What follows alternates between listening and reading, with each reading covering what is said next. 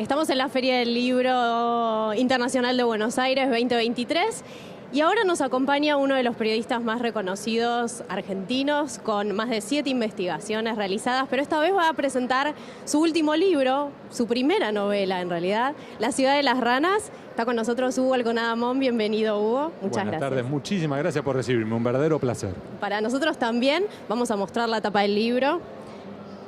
Ahí está, La ciudad de las ranas. Y para todos los que están acá mirando y para los que van a ver del otro lado, Hugo va a estar a las 5:30 en la sala José Hernández junto a Jorge Fernández Díaz. Así que genio. Todos tus fanáticos y tus lectores van a acompañarte allí. Bueno, vamos a empezar. Como decía recién, es tu primera novela.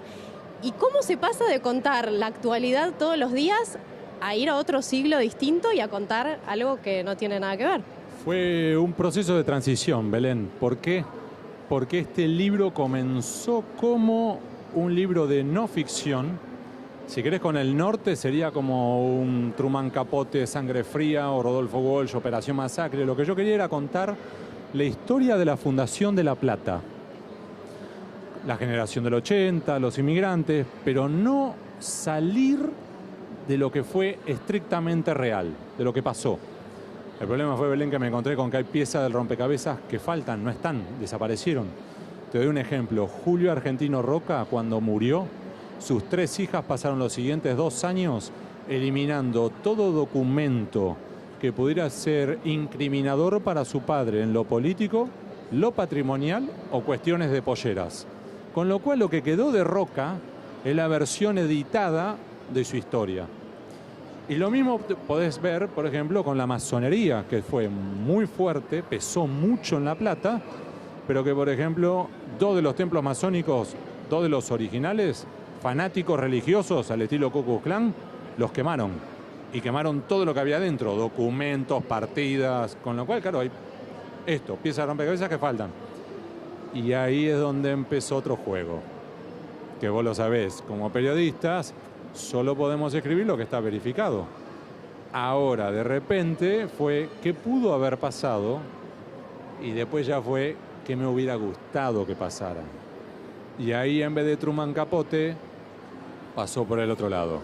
Tomás Eloy Martínez, por el lado de la novela de Perón o Santa Evita, que en definitiva no te queda claro qué ocurrió y qué es Tomás Eloy. ¿Qué es lo que más te sorprendió haciendo esta investigación que duró muchos años? Algo que no sabías, algo que te hizo cambiar incluso el rumbo de ciertas cosas, digamos, Sí. en tu práctica diaria. Te diría, por un lado, lo que más me impresionó fue que la realidad supera la ficción. En La Plata hay mitos. Mitos como, por ejemplo, hay una red de túneles y sobre cuestiones de los masones en La Plata. Y la historia real de La Plata es mucho mejor. Es mucho más interesante. A ver, si yo te digo que próxima vez que vayas para La Plata, por la autopista, venís Buenos Aires atrás, La Plata para acá, mano derecha, en el último puente, el último arroyo que pases antes de llegar a La Plata por la autopista, este predio que te queda acá, ahí hubo una batalla, la batalla de Ringelet, con carga de caballería, de infantería, volaron en pedazos un puente ferroviario con dinamita, hubo muertos, heridos, hubo de todo. Lo mismo que, y este fue el punto en el cual yo dije, acá hay una historia para contar, en junio de 1886, es como si Martin Scorsese hubiera estado en La Plata y Pandillas de Nueva York lo hubiera filmado en La Plata. ¿Por qué? Porque en el atrio de la iglesia de San Ponciano, durante una elección, ¿te acuerdas que en aquellos tiempos las elecciones era voto cantado? En el atrio de la iglesia, y si pestañabas te comían la urna. Chocaron los criollos, los italianos y los españoles, que cada uno tenía su candidato. Los criollos quisieron secuestrar al candidato italiano, los italianos reaccionan, y las crónicas de la época te hablan de al menos 3 muertos, al menos 30 heridos, las 2 cifras después subieron, de cuchillo, bala, espada, lanza, y ahí es donde yo dije, acá hay algo. La crónica te habla de un napolitano que salió caminando del atrio de la iglesia con un hacha clavada en el parietal izquierdo. Y ahí dije, acá hay algo para contar. Qué increíble. ¿Cómo hiciste para que se te soltara la mano? No, eso fue durísimo. ¿Por qué? Fue durísimo. Por esto vos y yo tenemos ya un ejercicio profesional que ya estás, por ejemplo, en mi caso que escribo mucho crónica de investigación, estoy en el eje, viste, como si fuera la pirámide invertida, lo más importante, después lo secundario, después lo accesorio. Y esto fue un fluir. Es muy distinto. De hecho, este libro es la 8ª versión del mismo libro. Entonces, lo primero que hice fue obligarme a escribir, es decir, a terminarlo, darle forma, listo, acá está, este es el inicio, este es el final. Y después empecé vos que sos periodista, el texto original tenía 600.000 caracteres. El texto definitivo, que sumó capítulos, tiene 400.000. Le quité 1/3 habiéndole sumado más.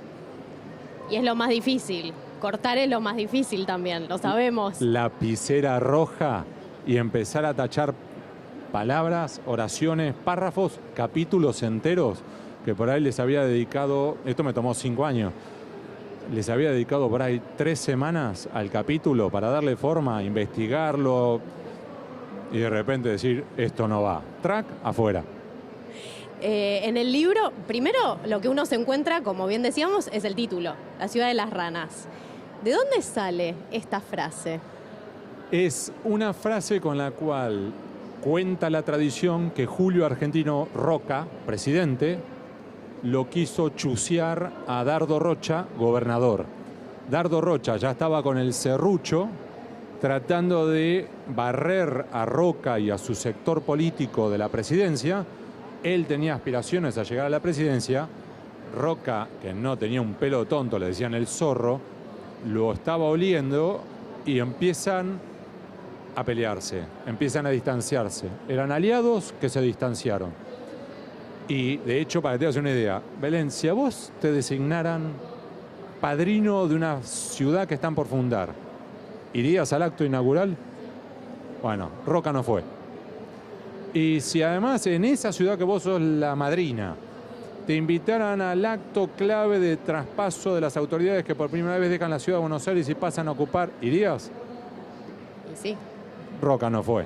Y te puedo seguir dando ejemplos de episodios en los cuales Roca fue ninguneando. Ahí es el contexto en el cual Rocha le dice, bueno, vení que te hago una visita especial, te hago una recorrida especial para vos, VIP.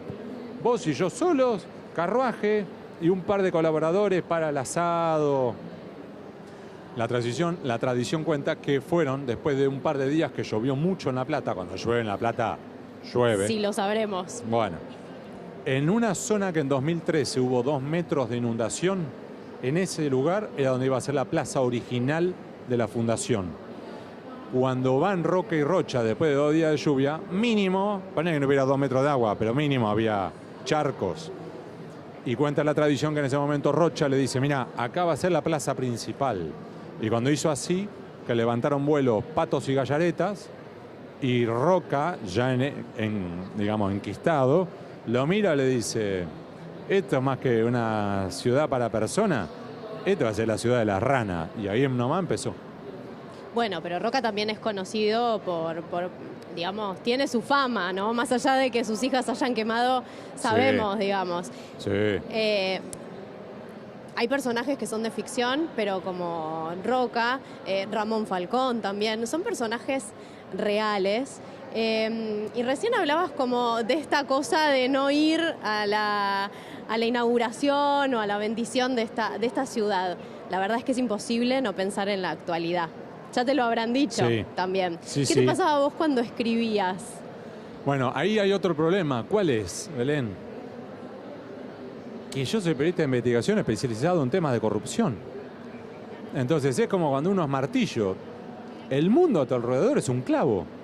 Entonces, claro, naturalmente yo veía, por ejemplo, al zambullirme en los archivos del General de la Nación, el Histórico Provincial, el Archivo de la Masonería, el Museo de la Policía Bonaerense, el Servicio Penitenciario, y yo iba encontrando múltiples aristas que yo hoy, si fuera periodista de investigación de aquella época, o esos materiales, o que eran hoy, digo, acá hay una historia, esto es un escándalo. Y hay múltiples episodios en los cuales decir, mira, esto en este momento, hoy, irían presos. Una y otra vez. Te doy un ejemplo. Rocha, gobernador, vivía en Buenos Aires en la calle Lavalle al 800. Yo hago así, para allá creo. Y vivía en una casa típico solar colonial, ¿viste? Esa casa de una sola planta, 2 ventanas, piso, techo, puerta, 2 ventanas, piso, techo y nada más. Cuando se va para La Plata, los amigos le construyeron una mansión.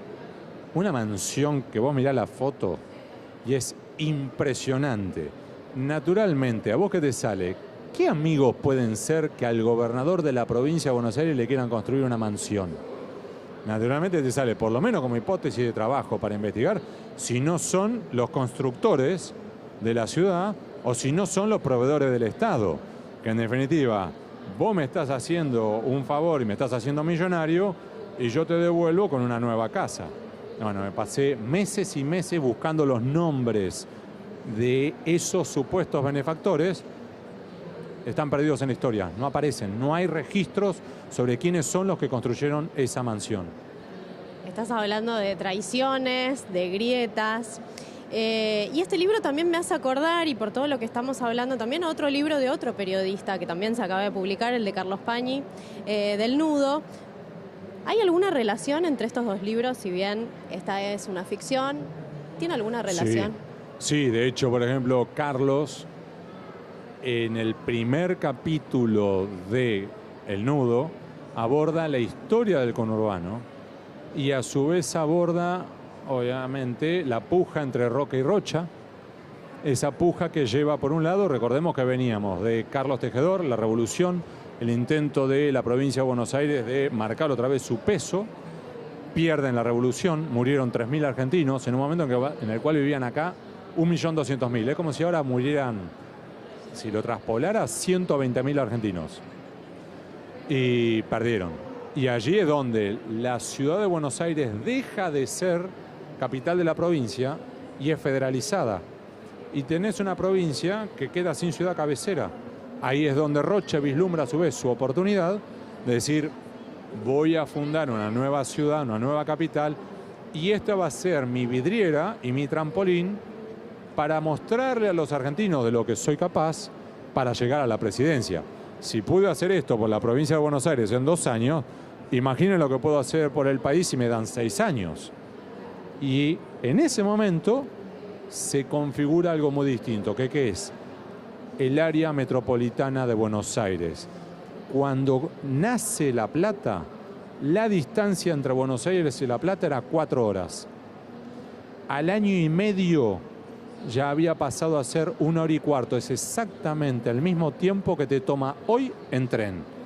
Con lo cual vos ya tenías, como hoy, que múltiples funcionarios que trabajaban para la provincia de Buenos Aires se tomaban el último tren para Buenos Aires y venían a dormir a Buenos Aires con su familia. Esta idea de el ida y vuelta y el eje Buenos Aires-La Plata, que empieza a reconfigurar toda la zona y empieza a generarte el conurbano, toda esta dinámica. Entonces, si querés, como punto de partida, este libro podría llegar a ser como decir, señor, señora, tiene que leer este libro antes de leer El Nudo. ¿Cambió algo de esa división, de esa necesidad de impactar para conseguir? ¿Puedo darte una sorpresa? Sí. Hoy somos más civilizados. Ah. Porque hoy las diferencias que tenemos las dirimimos por Twitter. En aquellos tiempos era a los cañonazos. Pequeña diferencia. De hecho, Daniel Balmaceda, en uno de sus últimos libros, Grandes historias de la Belle Époque argentina, él dice que esta época, justamente de la Belle Époque, que es cuando termina tu libro, que la violencia y la crisis eran... picantísima. Eran moneda corriente. A ver, te doy un ejemplo de esto. A ver, número 1. En aquellos tiempos también se espiaban.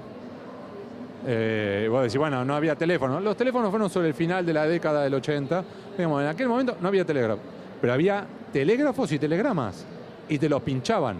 Uno de los principales objetivos que de cada uno de las distintas facciones era tener un telegrafista que te pudiera...